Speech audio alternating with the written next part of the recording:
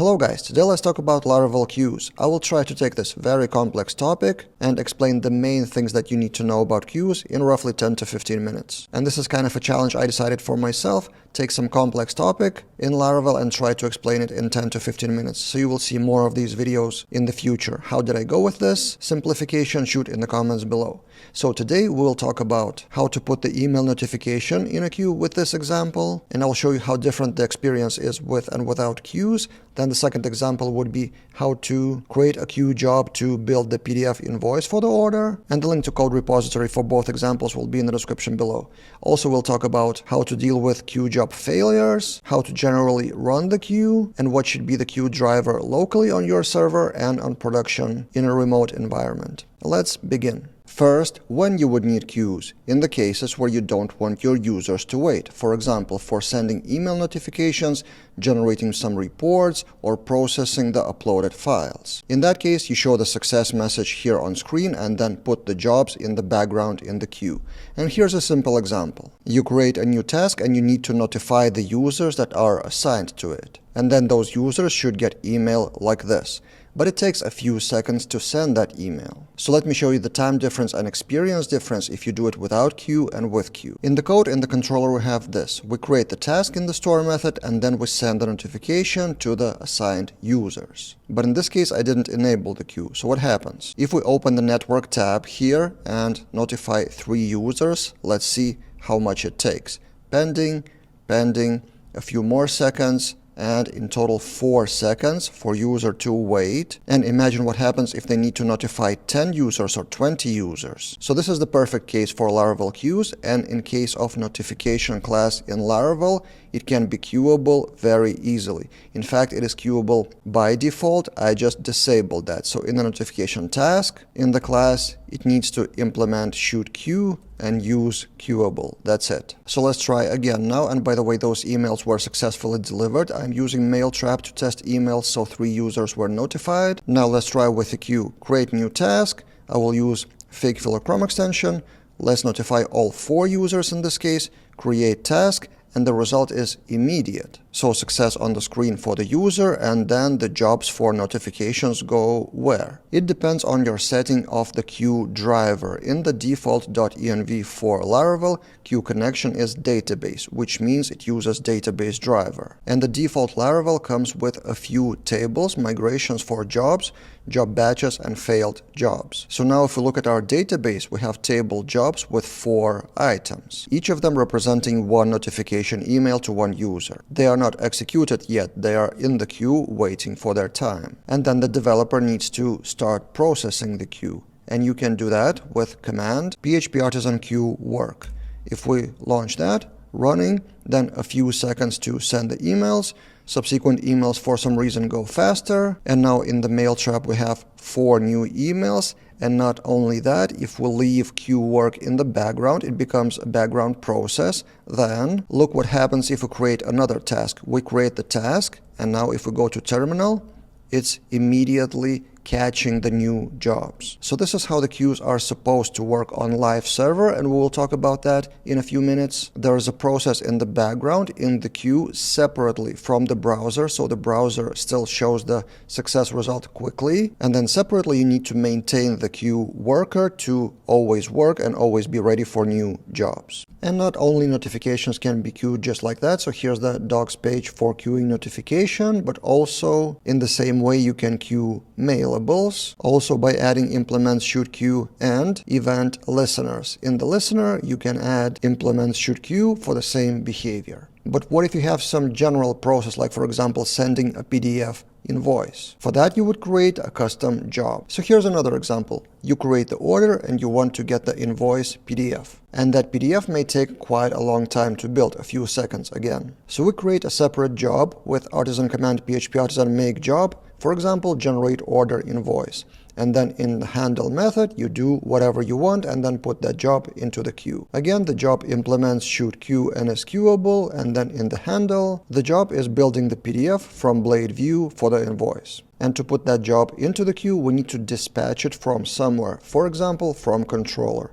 So in the store method, in addition to request products and order creation, we have this line. So job class, dispatch, and you may pass the parameter if you need. So for example, in this case, we have a parameter of order ID, which is automatically processed with PHP 8 constructor property promotion, so you don't need to create a property manually, and then in the handle method you use this order ID.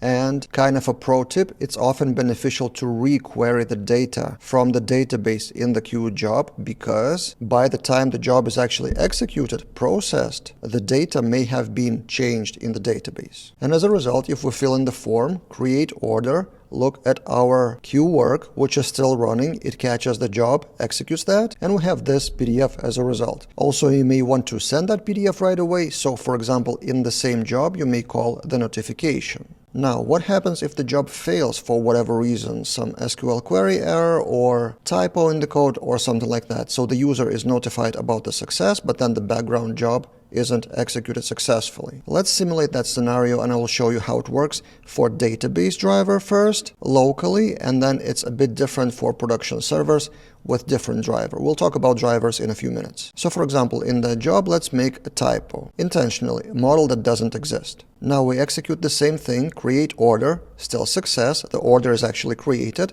but the background job in the terminal is marked as done. And this is another important thing you need to understand about the queues. If you change something in the code, queue work doesn't automatically restart and take the changes of your code. It works with the Laravel version at the time when that queue work was started. So in our case, it actually succeeded. To simulate the failed job, we need to restart the queue. So let's stop that one and launch queue work again. It will listen again for the jobs, but now with this version of Laravel code. So let's create another order, and now what we will see is fail. This is exactly what I wanted to show you. So there was a job in the table of jobs, but now if we refresh, it's empty, which means the job is executed. But if it fails, two things happen. First, you can find the actual error in the log, laravel.log. So this is the actual error, like you would find any other error of Laravel. But also, how do you now retry the job because it's not in the jobs table anymore? So this is where another database table comes in, failed jobs. It is logged here now with the actual error exception. And if you want to retry the job, for example, you fix the error, so let's get it back. Then we need to restart queue work again. And this is what you need to do every time you deploy new code to production. You need to restart the queue worker as a part of your deployment process. And now our goal is to get that job from failed jobs table to the jobs table. And for that, in the separate tab, we will execute a command queue retry. There are a few parameters of job that you can retry. For example, you can provide the ID of a job, but in this case, I will just choose all, and it will retry the jobs, so they are back from failed jobs to jobs, but actually it is not here because it's already automatically executed, done, and not failing anymore. So this is how you generally manually retry the jobs, but also the jobs themselves have a few parameters to specify how many times they should be retried, what are the parameters for max exceptions, timeout, it's so-called backoff, a lot of parameters that you can read in the docs of Laravel. Now let's talk about queues on production server in live environment. This is different than local database driver. Here are other drivers available in Laravel Qs, and the most popular one and the most typical one used in Laravel is Redis. So to set up the queues on production, you probably need the combination of these tools. Redis, here's the homepage. This tool is not from Laravel or from PHP. In general, it's much more complicated, and we have a tutorial,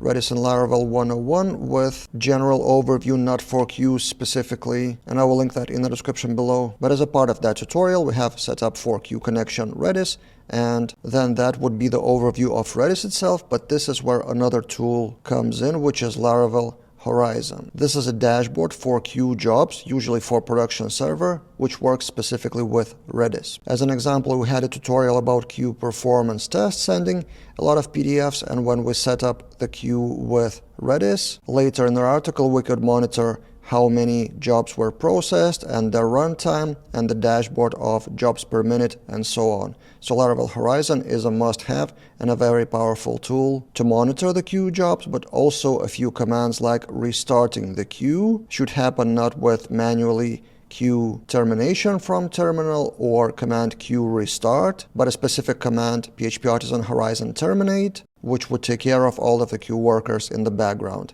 And that background is also provided by a third tool that you need to know called Supervisor, which is again not from Laravel and not from PHP. It's a monitor or process control system to restart the Q workers automatically if some of them fail. Because not only job can fail, but also the Q worker process may crash for whatever reason. And in the Laravel documentation, there's a specific section about supervisor configuration, how to install it, and the options that you may choose. And if that sounds complicated, and it is, you may install all of that much easier with help of tools. Like for example, we're using Laravel Forge in many of our projects. It allows to just enable Redis connection for Q with just a few clicks. Also providing the supervisor automatically, so you don't need to care about how it works internally. Also, you can do that with Laravel Cloud or not first-party tools like Ploy for deployment. Disclaimer, I'm not affiliated with any Forge or Cloud or Ploy or whatever. I genuinely think that setting queues up manually on VPS is just not worth the time. So these are the basic things about how Q works that I wanted to explain in this video, but there's so much more to it. The official Laravel documentation is pretty long with a lot of cases, and this is where the main goal is when working with queues. Manage them, monitor their performance, restart the jobs, restart the queue workers, scale the queue workers into multiple queue workers on maybe separate server. So there's a whole new world how to optimize queues for really big scale. On Laravel Daily, we have 2 courses about Laravel Qs, just recently updated queues in Laravel 12, kind of for beginners, so it's this video and on top sections like long-running jobs with timeouts. So we're getting deeper into the same topics that I mentioned in this video. You can see the chapters on the right, but also there's a second course called Practical Laravel Qs on Live Server, which is a bit older, almost 2 years ago, but the fundamentals didn't really change. Same supervisor, Horizon, and Redis. So I will link both of those courses in the description below. What do you think about queues? Have I missed something important? Or what questions do you have that I could cover in separate videos? That's it for this time, and see you guys in other videos.